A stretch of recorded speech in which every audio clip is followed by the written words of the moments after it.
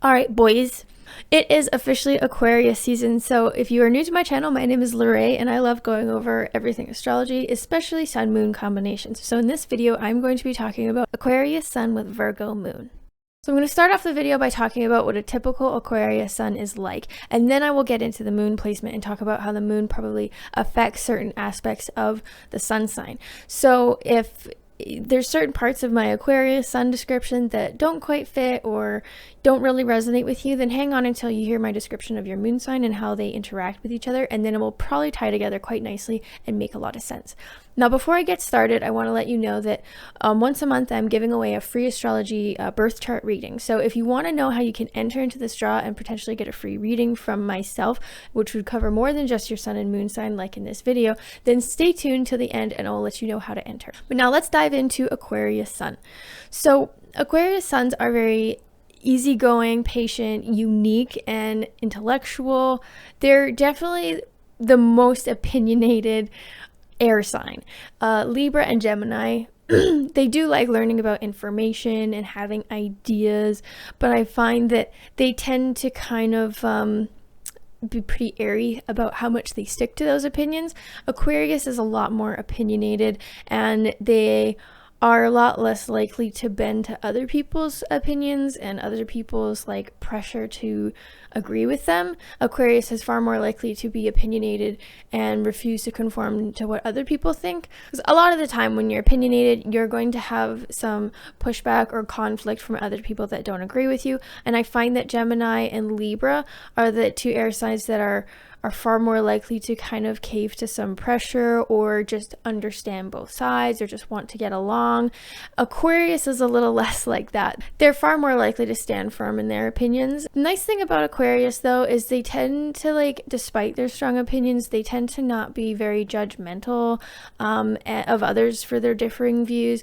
In fact, I find Aquarius can have quite a bit of respect for other people's viewpoints if they, aren't aggressive or mean about it. Basically, if two people are able to just have differing viewpoints and actually have a real conversation, and if Aquarius is able to understand like how people got to that understanding or that belief or that opinion, they're pretty likely to kind of understand and not be super judgmental about it. They don't easily get offended. Aquarius is not an emotional placement, and they're quite objective, and so they tend to have kind of a live and let live mentality. So the only time an Aquarius is not those things, where they're the time that an Aquarius is judgmental and does not have a live and let live mentality, is if they feel like the other person, or if someone is infringing on either their freedom or someone else's freedom in some way, or has an opinion that is potentially harmful or something like that. So Aquarius is very concerned about freedom and individuality.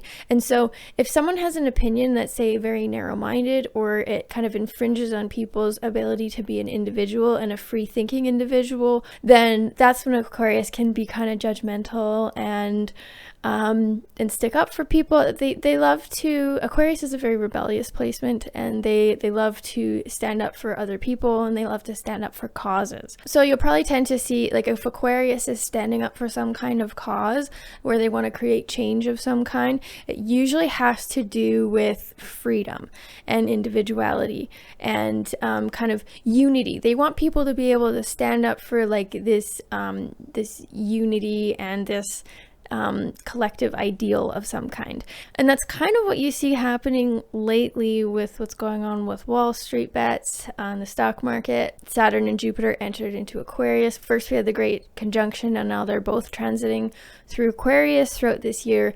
And I had said in one of my transit videos that I think you're going to start see some kind of uprising and rebellion when it comes to freedom and wanting people to have like their collective freedoms, and people kind of being more united and banding together to create some sort of freedom when it comes to authority, government, work, finances, that sort of thing. And so we're starting to see that. And that's just pinnacle Aquarius, is rebelling to create some sort of change in the direction of freedom and standing for a collective cause.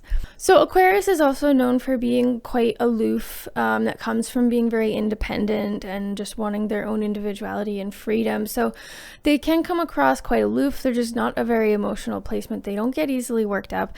But despite that, they do enjoy relationships with like of all kinds, romantic, friendship, otherwise. They enjoy getting to know lots of people, and they enjoy connecting with people, and they can be a very reliable and faithful friend as long as that person doesn't infringe on their independence and their freedom. So it can come across to other people as them being very cold when they have this relationship with a person, whether it's a friendship or romantic or a family, a member of some kind. They can have what feels like a very close relationship. They get along really well, and the Aquarius Sun is really easy to get along with. You know, they're the kind of people you can just hang out in their company and in their presence, and you don't really have to try super hard, right? And they're not the kind of people that you have to like plan some big thing to do with them. Like, they're the people that you could just like sit in silence with and actually enjoy their company. And you could do this if it has been like a year since you've seen them. You know, Aquarius Suns don't need a lot of attention. They don't need to be in constant contact. But you can pick up where you left off, even if it's been a long time since you've seen them. Now, the where Aquarius comes across as very cold and detached is because their individuality and their freedom is the most important thing to them. And so they can have a pretty good relationship with someone. Like I mentioned, it doesn't have to be romantic. So they can have this relationship with a person and seem quite close and get along really well. As soon as that person, though, is infringing on their independence and freedom, that is when Aquarius is able to drop them like a hot sack of potatoes and cut them off, essentially. So that's where, to other people, that seems very cold and, oh, like, how could you do that if, like, you know, we're close friends or we're dating or whatever it is. As soon as an Aquarius feels trapped, they are gone. And so that's just how they operate, because for them, the number one most important thing to them is their individuality and their independence and their freedom. And so as soon as you are going for that, they are out. And this can depend on the moon placement, which we will get to. Now, lastly, about Aquarius Sun is they, like I mentioned, are so concerned with being an individual and being unique. And sometimes I feel like the Aquarius puts like so much pressure on themselves to be unique and intellectual and different. You know, they're the kind of people that are into like conspiracy theories and alien life and just a lot of cool stuff, you know. But sometimes they can be so concerned about you being unique and being different and going against social norms that sometimes they just do it for the sake of being different or the sake of being unique. Not all of them, but some do.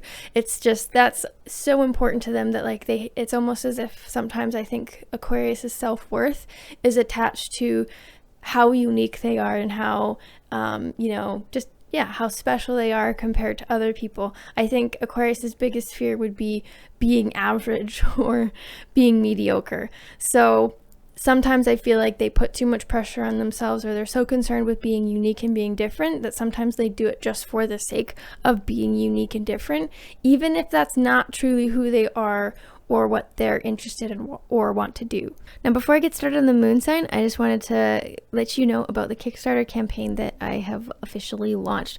At the time of recording this is how much I have raised already, and I would really appreciate if you would check it out if you enjoy the content that I'm making. This Kickstarter campaign will be helping fund the content that I'm making for this YouTube channel, like the sun-moon combinations, and it will also help fund the making and printing of this beautiful tarot deck. So I will leave a link in the description if you want to check that out. In the meantime, let's get back to today's video. So now we get to Virgo Moon. So Virgo moons are very practical, hardworking, analytical, and very detail oriented. They enjoy learning new things when it has a practical application. So they don't enjoy learning things just for the sake of learning things like Gemini does, or even Aquarius. They want it to have a practical application into their life that will help them do better in some way. They really like getting a job done, right? And they hold themselves to really high standards. So Virgo moon can have trouble sometimes when it comes to that. They hold themselves to really high, sometimes even impossible standards. And then they're very, very hard on themselves and quite critical of themselves if and when they don't meet those standards. And if that kind of goes on for too long, that's kind of takes a toll on their self-confidence, and that's when it kind of bleeds into their interactions with other people. And so that's when they can have a reputation or a tendency of being very critical of others and seen as judgmental.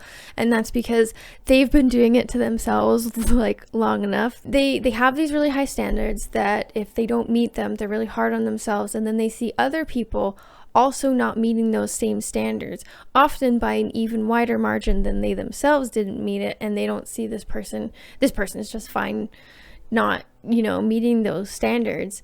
And it's almost like this justice thing where they feel like, I get like, ragged on by themselves, but they face all of these harsh consequences by not meeting these standards. They see someone else doing the same, even missing them more, and so then they kind of take it into their own hands, where they're like, well, this person needs to know that there's consequences for not meeting those standards, if that makes sense. So Virgo moons can be a little pessimistic and struggle with self-confidence because they are quite perfectionists and have these high, sometimes impossible standards, and are their harshest critics.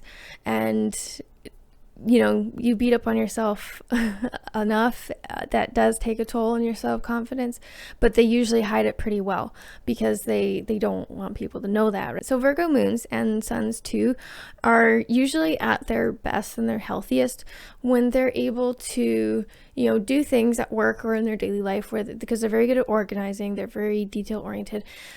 If they're able to do those things and feel good about themselves but not completely tie what they do to their self-worth, and that is like a difficult challenge that Virgo placements try to overcome. I always say that like all the signs kind of have this like central character arc and journey that they go through in order to become their best selves, and this is very much Virgos. It's learning to use their assets, which is they're very hardworking and they're very practical and detail oriented and very good at organizing and very good at analyzing stuff. So they can be an absolute asset, but they need to work on not tying that to their self-worth, and that can be difficult for them. But if they're able to do that, they are like an absolute asset when it comes to getting things done. So the way this works with Aquarius, sometimes it can be probably quite challenging because Aquarius is more of a live, let live. Virgo can be less that way.